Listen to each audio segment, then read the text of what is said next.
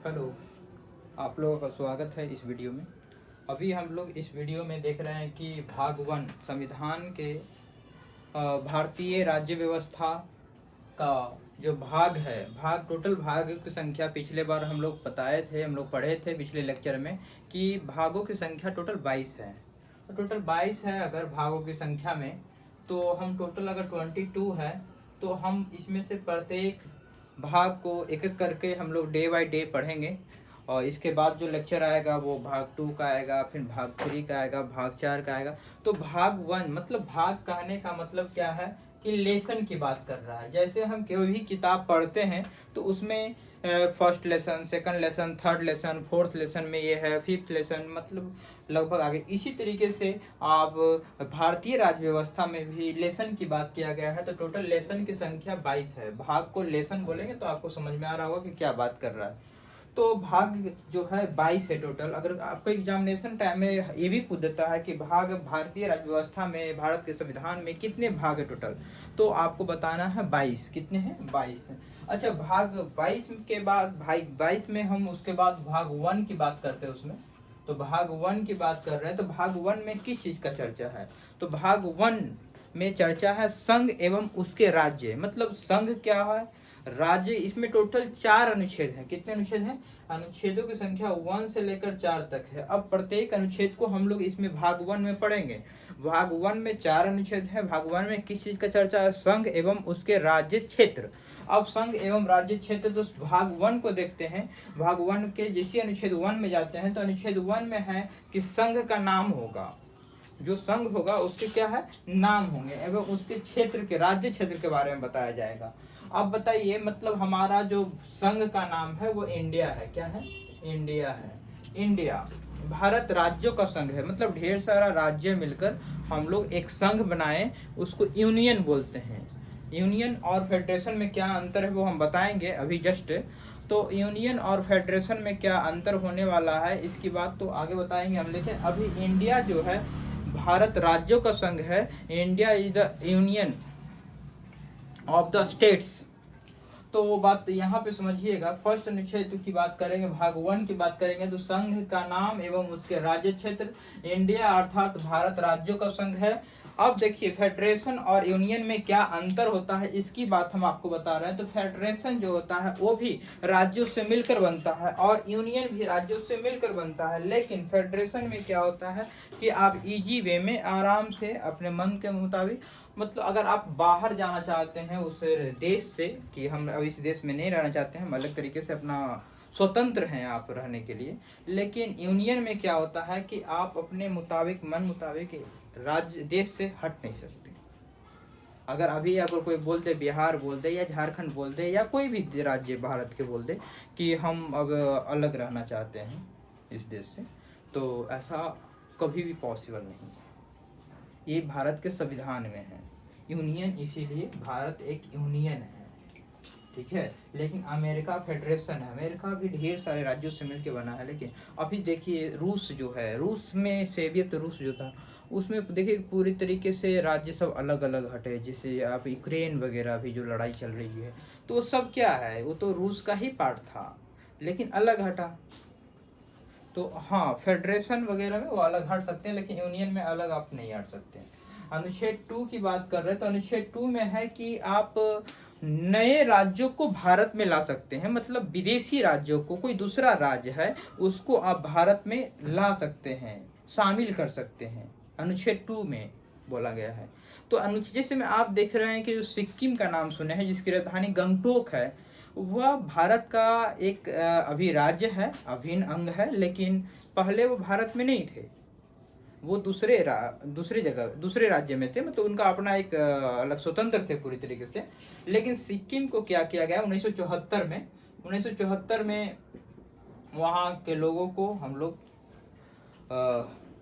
भारत में मिलाया गया है। इनको 35वां संविधान संशोधन करके, 35वां संविधान संशोधन करके, कॉन्स्टिट्यूएंट अमेंडमेंट करके 35वां हम लोग 1974 में 1974 में इंडिया में के सह राज्य बनाया गया।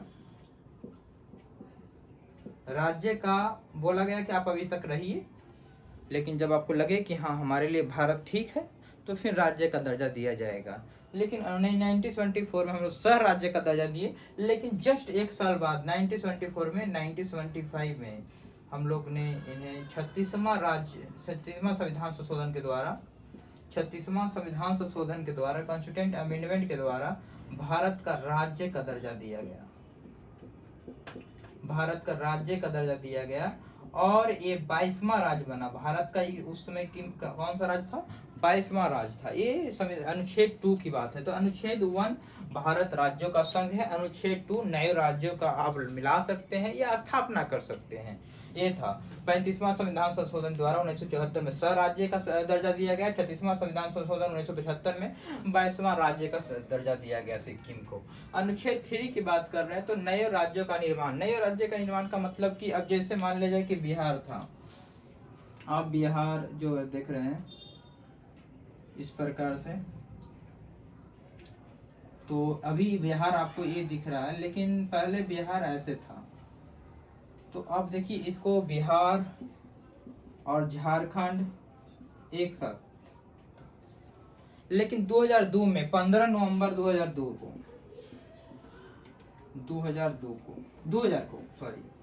15 नवंबर 2000 में इसको बांट दिया गया। बिहार को दो भागों में बांटा गया, एक बिहार और उसी से टूट के बना झारखंड। इसी तरीके से एमपी को, मध्य प्रदेश को दो, अभी जो एमपी देख रहे हैं, और एक छत्तीसगढ़ था। ये हुआ 1 नवंबर को 2000 में टूटा। उसी प्रकार आप देखिएगा तो आप यूपी को दो भागों में तोड़े, जो अभी फिलहाल यूपी है, और उत्तराखंड यूके, इसको तोड़ा गया है 9 नवंबर 2000 को।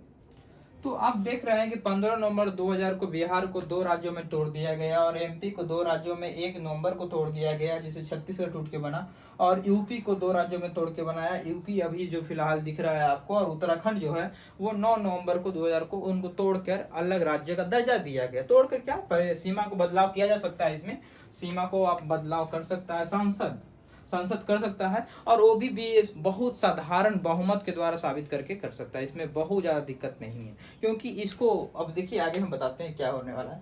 अनुच्छेद 4 जो है, मतलब 1 से 4 तक ही तो अनुच्छेद है इसमें, लेकिन अनुच्छेद 4 में कहा गया है क्या कि अनुच्छेद 2 और अनुच्छेद 3 में आप संशोधन करें। अनुच्छेद 1 में तो संशोधन ही नहीं कर सकते आप, अनुच्छेद 2 और 3 में जब संशोधन करेंगे तो उसके लिए आप संसद जो है विशेष अनुमति की जरूरत नहीं है राष्ट्रपति से। मतलब राष्ट्रपति से किसी प्रकार का आप मान लीजिए कि कोई दूसरे राज्य को लाना चाहते हैं तो उसमें राष्ट्रपति की बहुत ज़्यादा दिक्कत वाली बात नहीं है। या आप राज्य को दो भागों में तोड़ना चाहते हैं, हम दो भागों में सीमा का बदलाव करना चाहते हैं, निर्माण करना चाहते हैं उसे दो राज्य का, तो उसमें भी राष्ट्रपति को ज़्यादा दिक्कत की जरूरत नहीं है और राष्ट्रपति की विशेष अनुमति की भी जरूरत नहीं है। और इसे अनुच्छेद 368, अब देखिए 368 क्या है, किसी भी अनुच्छेद में, किसी भी संविधान में आप अगर संशोधन करना चाहते हैं तो अनुच्छेद 368 के द्वारा ही करेंगे। लेकिन अनुच्छेद 2 और अनुच्छेद 3 को जब आप संशोधन कर रहे हैं तो उसमें अनुच्छेद 368 से बाहर रखा गया है। ये पूरा भाग 1 था। और ये देखिए इससे बहुत सारा क्वेश्चन आपके कॉम्पिटिटिव एग्जाम में पूछता है, कोई भी, जैसे वनडे एग्जाम है या आप पीसीएस पब्लिक सर्विस कमीशन का एग्जाम देना चाहते हैं। अभी फिलहाल में बीपीएससी जो आया हुआ है, आने वाला 17वां बीपीएससी आने वाला है इसका, तो आप किसी भी चीज़ का तैयारी कंपटीशन एग्जाम का कर रहे हैं या आप नॉलेज के लिए भी पढ़ना चाहते हैं तो ये लेक्चर आपके लिए बहुत ही लाभदायक होगा। अगर ठीक है, हम लोग फिर मिलते हैं नेक्स्ट लेक्चर में भाग 2 में। ठीक है, जय हिंद, जय भारत।